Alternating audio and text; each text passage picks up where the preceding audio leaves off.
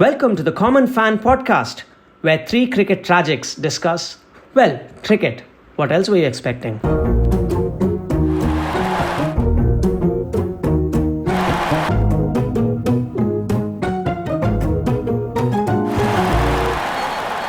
If a cricket World Cup happens in the subcontinent and nobody is there to see it, then did the team that won the World Cup really win the World Cup? These are the kind of questions that are on our mind with less than 24 hours to go for what's arguably going to be one of the last few World Cups of its kind that we as cricket tragics will get to witness. So for pretty obvious reasons, this seems to have irked a lot of cricket fans, including Ritvik, who we have on today. Let's find out from Ritvik what's on his mind and why he looks so morose today. Guys, really, are you actually asking me this question? Is the Cricket World Cup actually starting tomorrow? How many people in your circle are actually talking about the World Cup? And see, I'm one of those guys who was brought up in the 90s. I remember back in 1999, all these Pepsi, Cola where you could collect points under the coin or under the bottle, under the cap of the bottle. Britannia had something where you could get scratch cards and exchange them for gifts, goodies, all those World Cup cards and all we used to have. And I understand this is the age of the NFTs or whatever these guys call them. But I'm really shocked that there's nobody who's talking about the World Cup. And even BCCI, they have done a terrible job in promoting it. Like the schedule was out less than 3 months ago.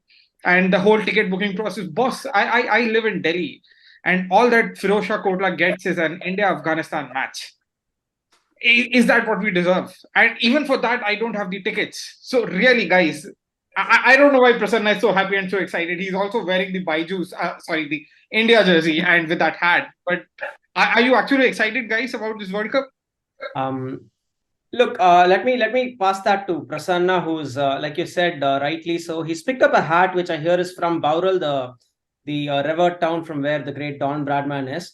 However, I don't think his hat particularly has anything to do with cricket. It seems more like the ones that you would find a certain kind of gentleman inclined towards under 18s wear. But over to you, PK. That was your introduction. That was my thank you, Vijay. And before I start, look, I just wanted to recognize the traditional owners of the land here, which is the Darug people, and I acknowledge elders, past, present, and emerging. I also look forward to the day when a Darug person or a person of Darug ancestry represents Australia in Test cricket and hopefully smashes the Poms. So I think that bit is common to all three of us. Now, I am excited. I really, really am excited. I mean, it's the Cricket World Cup, I've got the hat, I've got the jersey, I've got my sparkling water, and all I'm missing is Rudy Kurtzen on the stump mic going, "Let's play, gentlemen." So apologies for my South African accent, but look, I'm really, really excited. And Ritwik's mentioned about the difficulty in the booking process. And boys, it's India. Since when has anything been easy in India? Apart from being born to dying, everything's difficult. Come on, and that's where it is a challenge. I'm sorry, PK. I humbly beg to disagree because winning World Cups, winning ICC tournaments was quite easy for India during a certain period of time, when a certain industrious MS Dhoni was the captain of the team. Now, I have no clue who's the captain. I mean, I do know it's Rohit Sharma, but is he really the captain of the team? I mean, going by the selection calls, a certain, player that I'm known to be not a big fan of keeps making his way to the squad, and now he's somewhere in the middle order, taking up like an important spot. So what's happening? By the way, your apology for the South African accent is accepted, but you thank you. So you do also need to apologize for that Australian accent. So I will. Don't worry about that. Look, this is my thing. Remember things like it was MSD, and when MSD was there, it was a talisman, and he could turn water into wine. He could be the next Keanu Reeves if he wanted to. But remember, we are what we call the Tatkal generation, right? With you, me, Vijay, we've all stood there in front of the computers or the mobile phone, booking and waiting and hoping and praying. and booking and waiting and hoping and praying. And where's the enthusiasm, son? Come on, you're from Delhi, the land of Gambia, the land of Gautam Gambia, right? And the land of rubbish, as Jeffrey Boycott once famously said. So for all this yarn of being in Delhi, guys, we are in the national capital, and I'm still angry that the only game that Firozshah Kotla has is the India-Afghanistan game. Come on, guys, it could have at least been India-Sri Lanka game. Come to Adelaide. Rashid Khan gets a hero's welcome. The bloke could run over a puppy in the middle of the road and still be given a welcome in Adelaide. I mean, it's Rashid Khan. Actually, now that you say it, I don't think we should have played Sri Lanka at Kotla, because the last time we did that in a World Cup game was in 1996. And that was when Sachin got 137 batting first, and the Lankans chased it down in the league stage. So probably Afghanistan is not a bad team to face at the national capital. That is it. Exactly. And look, to be fair, India versus Afghanistan, we nearly lost that game in 2019. All right, we nearly did. So it's going to be a cracker of a game. And you, my friend, you let yourself down. You've let Sakshi down. You've let your daughter down by not going to the game, mate. That's what you've let the team down. You've let the team down. Right. Strong words. That's pretty strong words there from someone who's got a thick Australian accent and is wearing an Indian jersey and confusing the heck out of all of us. I know. And I'll get to that. Is that sandpaper behind you by any chance? No, there is no sandpaper. Actually, I do have some sandpaper in the garage. Funnily enough, right next to the new Kookaburra ball that I bought the other weekend. However, my obviously I'm Indian, born in India, moved to Australia when I was very young. The other thing that happens when you move to Australia when you're very young and you come from the subcontinent, potentially India, is that you see the Indian team come over every 3 or 4 years, and you see them get beaten from the local cricket club when they start practicing. This was the day when, they used to have 3-month tours, right? There was none of this one-day shit, one of this T20 crap that they used to play before the test series. They used to come, they used to acclimatize, then they used to play a game against the state domestic side, a 4-day game, an invitational game. We used to lose that one. Then we used to start playing the first test at the Gabba. You used to see Glenn McGrath steaming in, and then, first change Brett Lee. And, by the stroke of lunch, you were 3 down. You were 3 down. There was no much more hope. And you're like, there goes my summer. There goes my summer. And every time I walk around in the streets, they see a brown person. The first thing they say is, mate, your team's not doing too well, eh?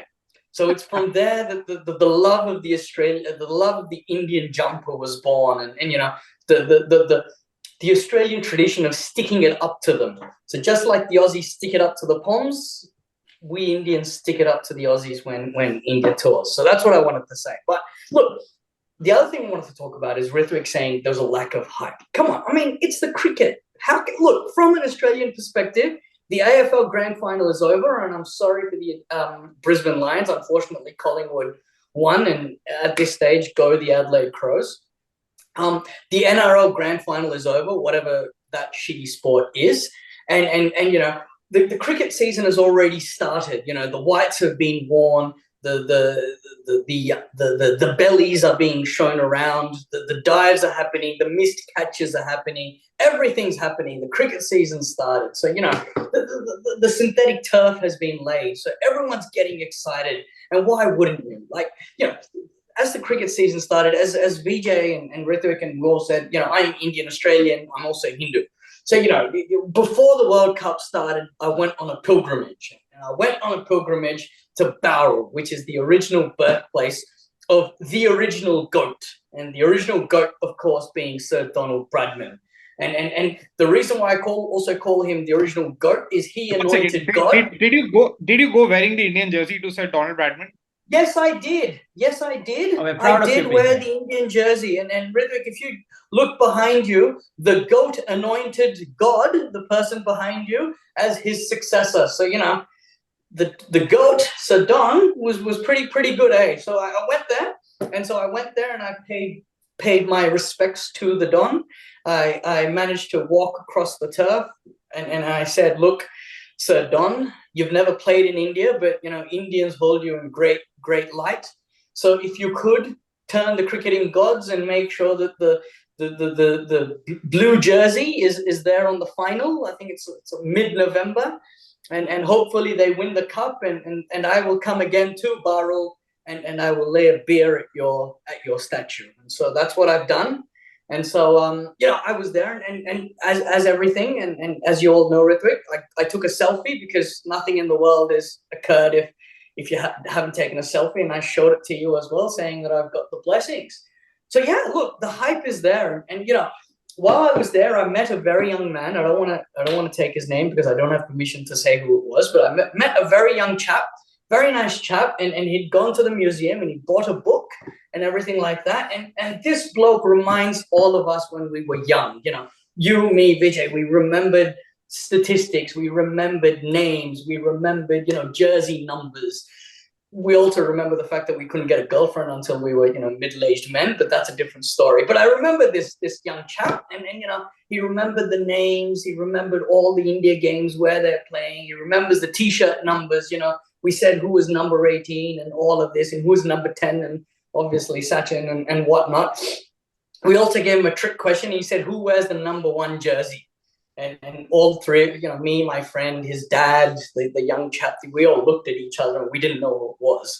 So he came back, he opened his thing and went on, and he said, KL Rahul wears the number 1 jersey, which I thought was a bit of an irony, given Mr. Rahul's form pre-Asia Cup. Maybe it's the kind of runs he scores in the games. He's usually out. Well, look, mate, with all due respect, the bloke's on fire. The bloke's on fire. I think he'll do well in the World Cup. The bloke's on fire. I think he'll do well. Let's cut him some slack. I hope he does well. So let me try and get Ritvik excited. Let me get you excited, Ritvik. Who do you think is going to be the gun player? The player that we'll all want to see? Oh, well, there's only one guy, Virat Kohli, in the Indian team. He's still the crowd puller. But if you ask me personally, I'll just complete this. I started watching cricket back in 94. So my first World Cup was 96. From 96 to 2011, every World Cup was about Sachin, watching Sachin play and hoping that he wins a World Cup. That finally happened in 2011. 2015 was fine. We all knew that it's almost impossible to win 2 World Cups back to back, especially when the second one is in Australia.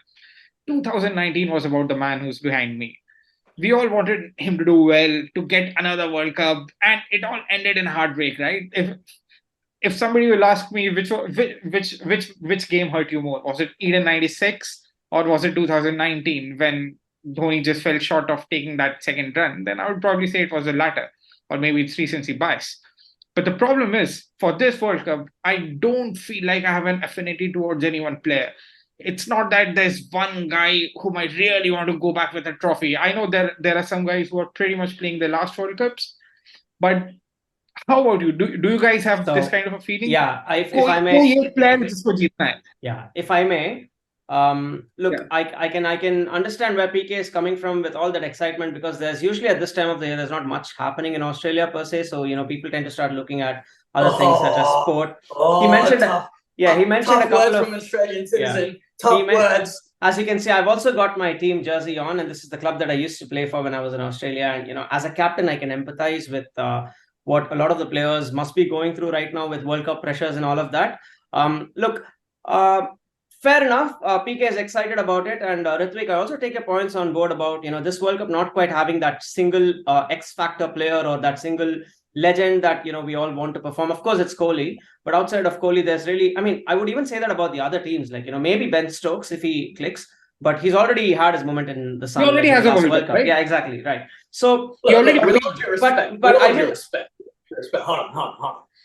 I will never hear a good word about the Poms without interjecting. With all due respect, that World Cup was decided based on who was wearing blue underwear that day. How shitty that rule was. All right, guys. I was gonna hark back to the 2007 World Cup for a different reason. In that was another World Cup where there weren't any established legends there, but that was the World Cup where a legend was made. Now, unfortunately, you've made me hark back to the same World Cup for a different reason. which is the reminder that we won that World Cup because there was what was called a bowl out, which is probably the lamest way to settle a tie. So let's face it, a bowl out is a worse way of deciding a winner than the number of boundaries scored in the previous in the game. So I don't know. yeah, Debatable. With at least the bowler, you still have to do something at that point in time. You don't go back to go, oh, we were doing this, and I had one leg up while I was taking a dump, and therefore I win the World Cup. But what kind of a shitty rule is what that? skill does a bowler test? Who's the one player whom you really want to win the trophy this time? See, Smith has one. Ritvik, I'll come back to that question. Yeah. But the point I was trying to make with 2007 was that, there were no star players in that World Cup. Granted, Yuvraj did that 6-6 thingy. Granted, Gambhir played another underrated innings in the final that won us the game. But that World Cup was all about... And almost the man of the match for him. Yeah, so that World Cup was about the rise of MS Dhoni. So I am hopeful that we may find another player that will rise to the occasion. In my gut says it's going to be Ravindra Jadeja for India. But I've got another name. I reckon this bloke's going to do well. A certain prince who may or may not be married into an illustrious family. Mr. Shubman Gill himself. Mr. Shubman Gill himself, right? Everyone reckons, look, mate, 1,230 runs at 72.35, right? With a strike rate of, 105 or something, right? And I wrote this down. I'm prepared for this. 1,230 runs, 665 runs short of God himself, who could be a potential father-in-law if the Indian tabloids are right? So, Mr. Gill has something going for him. Mate, I saw the bloke strikes it so cleanly. So cleanly. So, if our batting clicks, at the start, he could do it. And, also I'm pretty keen to see Mr. Kuldeep Yadav as well. He's worked well on his action, the left arm wrist spinner, and India's obviously not showing him to anyone. He's a bit of a black box, if you will. And then, Mr. Bumrah, come on, Mr. Bumrah with his weird ass action, who gets wickets, who's indispensable. Given all of us have day jobs, we always say no one's indispensable, right? No one's indispensable at work. But Mr. Bumrah, you look at the times where Mr. Bumrah wasn't playing for India, and you look at the times where Mr. Bumrah was playing for India, and the difference is chalk and cheese, right? Chalk and cheese, or the curd rice and paneer, if we want to add an Indian flavor to this, right? I'm going to digress. I'm going to digress here. PK, I'm going to digress here and interrupt you because I do have to say this. Mr. Bumrah was not part of that squad that beat Australia 2 years ago.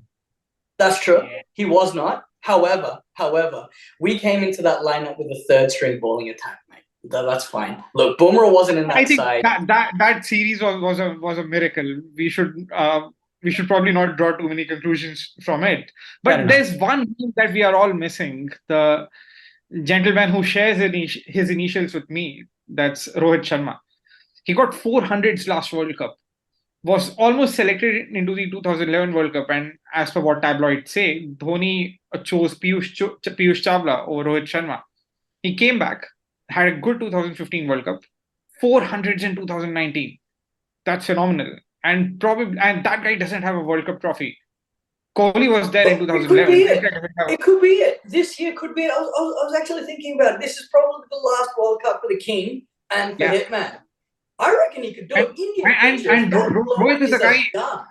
Rohit is the guy who's got a very, very chilled out image. It seems like he doesn't care too much about what's happening on the field. But I think he's one guy who would really want to win this trophy and get it back home. Absolutely. I mean, five IPLs. Yeah, the man's got. I reckon. One more problem. So before every World Cup, a lot of hype was created in the form of advertising or even the World Cup anthems, which would come out for pretty good, right? We all remember the Shankar Mahadevan anthem that came out in 2011. And was that last week, Yes, exactly. Yes. Till, I was till last just week, gonna ask you about this. Yeah. yeah, till last week I was cribbing that this time we don't even have an anthem. Then somebody told me that, have you not seen the song where Ranveer Singh is dancing inside a train? I said, yes, that's from the Rocky Rani movie or something. And then and then the same person pointed it out. No, that's actually the World Cup anthem. And apparently they've got some two weird mascots also. PK, you might Google them up. I don't even remember their names. All right, let And me Google them up. Let Yeah. me Google Look, them up. Okay. Ritvik, World I get what you're it's, saying. The social I'm media sorry, hype. Yeah. just one more point. I'll add to that. And I think in two World Cups back, Star came out with this phenomenal Mauka Mauka campaign, which was awesome, very insightful. We all have been brought up in the generation where after every India-Pakistan game, when India would win, we would all burst crackers. So it was a phenomenal campaign, but now they have just taken it to another extreme. No, they have kept milking it. This time also एक बहुत ही घटिया सा ad बनाकर लाए हैं वो मौका मौका का, and there's just no good creativity which is happening around the World Cup. May I take Why do this? you need creativity? Why do you need creativity when the creativeness will be on the field? I mean, you look at Sky. The bloke goes outside off stump and paddle sweeps a ball to find leg. Which creative marketing executive in India is going, you know what? I can compete with that, right? Which lyricist, and Vijay, you're a songwriter, lyricist, composer, music director yourself, right? Would you sit back and you see Jasprit Bumrah's, bloody, high intensity Yorkers, and you go, you know what? I can compete with that with a song. Who does that? Look, right? Let's be real. Let's be real. The game, the creativity happens when Rohit Sharma smacks a ball, absolutely smashes a ball over cover, or a Babar Azam cover drive, or a Pat Cummins Yorker, or a Jasprit Bumrah Yorker, or a fantastic fielding effort by one of the Australian cricketers, or a piss poor fielding effort by the Pakistani fielders that happened the other day, if you guys remember that, where a misfield going for a 4. So that's where the creativeness is, boys. So you gotta have to calm down. You gotta have to just one more day, 24 more hours, and you'll see the Poms and the Kiwis, and go Kiwis, go Kiwis, go Kiwis. Aotearoa, go you Kiwis, and hopefully they win and they smash Stokes's face in it. I mean, to be fair, the England cricket team is basically like park cricket, where, Vijay was my captain last year, a couple of years ago. And on Saturday, I used to get a call from Vijay going, hey, Prasanna, we're a bit short today. Do you mind playing? That's literally how the England team got selected. Hey, what are you doing? Do you want a free trip to India? Yeah? Cool. All right, you're in the team, buddy. Thank you. At least that's how they used to get their 12th man in. Back in the Ashes. I think that's a bit unfair on the defending champions. Although the fact that they won the title is a bit debatable with that. We've already spoken about that. But Ritvik, coming to your question, I have an opinion about this. I also feel like this is a factor of the times that we are in, where attention spans have dwindled to less than a minute now. You've got to see an Instagram reel, and that's where most of your content comes from if you're in India, and TikTok elsewhere. And so the campaigns are also changing to the tune of what social media dictates these days. So, and one of the sad things about our generation today, and I'm talking like a bloody boomer here, is that cringe content is what sells these days. And so it doesn't have to be quality content. Even the Mauka Mauka ad, I agree completely with you that it was such a good campaign when it started out. And then it just started getting overdone, and it had different avatars to the point where, if they played that ad, you would almost fear that India would lose, or you wanted, the result to go the other way just so that they would shut up with the ads, right? So that's how it is. It's a cringe fest right now. And that's exactly what they're playing to, I feel, in terms of the marketing. And I also take PK's points on board in that the game itself has changed so much. Sky's just found his footing, ironically, in the one-day international games, and he seems to be on song, like he's hitting it out in the park. So I feel like that's where the campaigns will start. A couple of exciting matches, and maybe the World Cup hype will rise up, because I'm sitting in Chennai, and Chennai's got an India-Australia game to start with, and there's no way any average human being in the city can get a ticket to that. So I'm just going to watch it from the comfort of my home. But yeah, I am not excited because I actually don't know when that game is. That's how bad the hype's been, and I Come still on, Vijay. October the 8th, mate. Yeah, I October still don't. the 8th. Okay, You now I had know. a chance. You had a chance to be an international cricketer playing for Australia if you listened to George Bailey and got yourself a flight to Trivandrum. All right. I did. You let yourself down. You let North Shore down, and hello to the North Shore boys. You know who I didn't let down, Brendo PK? and Keithy, if you're listening, but you let yourself down. You let the team down. You've let ISB down, and hello to the Dean if you're listening as well. Do you know who I didn't let down? The Indian cricket team, because that's who I am supporting. I'm not dressed up. I'm not the guy dressed up in an Indian team jersey and a creepy hat and singing praises of Australia. I'm supporting the Indian team, mate. To be fair, this is almost like doing this, PK. What you're doing is exactly this. This is like an Australian team hat. I'm not wearing it. Mate, if Afghanistan wanted me to play cricket for them to go out in the field, I'd go. I'd start saying Salam Walaikum. All right. There's a reason why they haven't called you yet. There's many reasons. Lack of skill is a big reason. I completely agree with you. All right, I completely agree with you. But still, being called an international cricketer, that's gotta say something. But boys, look, I reckon if we're gonna start summarizing, I reckon it's gonna be a cracker of a World Cup. We should get back and do this again.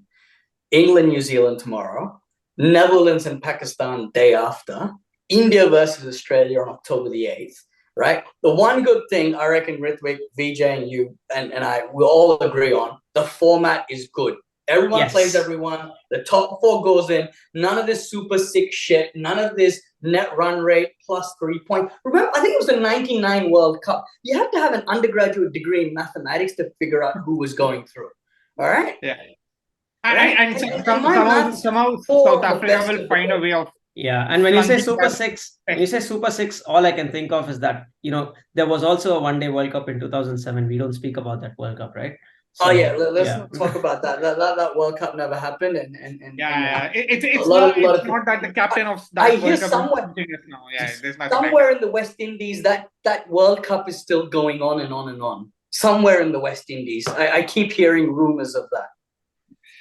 Yeah. West Indies are still there. They could make it for the World Cup in India.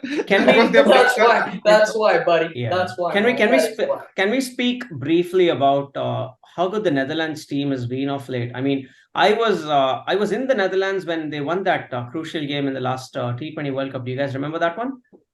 Yeah. I remember that. Yeah. I think that was the qualifiers, not the T20 World Cup. Sorry, it was the World Cup qualifiers against. You're right. Against West Indies, I believe. Qualifier. Yeah, they bet West Indies, right? They chased down 3 sets. Exactly. Yeah, they've got some amazing players. They've got Bas, the leader, who's like their star bowler and their star batsman, and then they've got that guy. What's his name? Logan Van Beek. See, as you can see, my Dutch pronunciation is getting better because I spent like a month there. So remember they used to play this guy called Ryan 10. Yes, that's starting. Yeah. He was an Aussie cricketer. I think he played for Victoria. He also played a few games in the IPL for KKR. He did, yeah. Wasn't Dirk Nannes also from the Netherlands, and then he ended up playing for Dirk Nannes played for South Africa. Oh, but I think he's Dutch. He was a Dutch. Sorry, but that way, Afrikaans is Dutch. Like it's basically Dutch. Yeah, I get it, but he's South African more than Dutch. Look, I think we can safely say none of these countries are going to make it to the semis, even though they're good teams. So look, I'd love to, mate. I'd love to. All right, so guys, another question. What's your semi-finals 4 teams? What are your teams? Mine are India, Pakistan, England, and Australia. Same. India, Pakistan, England. India, Australia, New Zealand, England. I reckon that's I would go with India, Pakistan, Australia, and England. I wouldn't write Pakistan off. I wouldn't write Pakistan off based on their current form in the warm-ups or whatever. You never write Pakistan off or on. You just don't know. So it's between India, Australia, England, New Zealand, and Pakistan. Depends on if what team Pakistan puts on the day. Yes, and I'm pretty sure that Afghanistan may be able to pull off an upset here or there if they get to play on a track that spins. But Ritvik, this is a format where they've got to play every team once, so that's where it's going to get. No, I'm not saying they'll make it to the semi. Oh, you mean the upsets? Yeah. That's there will be some upsets. I would love a good upset. I think love a good upset. Yeah. To be fair to the Afghans, I think we should stop calling the victories upsets, especially in the subcontinent, because they have put up excellent fights in the shorter format in the white ball game in the past. So, to be fair, one team you can call wins upsets are Bangladeshis, right? The Bangladesh cricket team is having its own Greg Chappell moments without having Greg Chappell there. They're getting all the effects of Greg Chappell without actually paying for his services. Right. yep, and no commentary either. No, well, Right, 24 hours to go before it all begins. I'm excited, and I will be watching. Let's finish this by picking a winner for tomorrow. We've got like less than a minute left on this podcast, so I am picking New Zealand. Go Kiwis. England. Go Kiwis, New Zealand. All right, see you in the next episode, folks. Thank you for joining us on this inaugural episode of the Common Fan podcast. See you next time.